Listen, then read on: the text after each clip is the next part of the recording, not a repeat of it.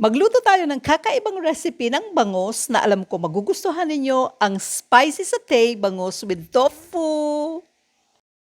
Gagamit po tayo ng isang pirasong bangus, kinaliskisan na po yan, tapos ibinabad ko po siya sa toyo, kalamansi at paminta.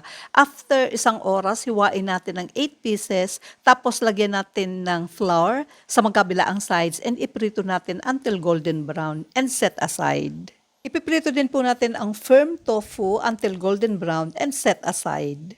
Sa isang kawali, magpainit ng oil and ilagay na ang garlic, cook until aroma comes out. Ilagay na din natin ang onions, saute few seconds, and isunod na ang dried whole chili. And pwede na nating ilagay ang sugar, ground black pepper, and 5 spice powder. Mix, then add na yung satay paste. Lagyan po natin ng tubig and let it boil. Once kumukulo na, ilagay agad ang fried tofu and season ng soy sauce at dark soy sauce. Lagyan ng konting cooking wine, mix and isunod na ang pritong bangus. Ilagay na rin natin ang leeks at siling haba. Simmer natin ng few seconds until sauce thickens.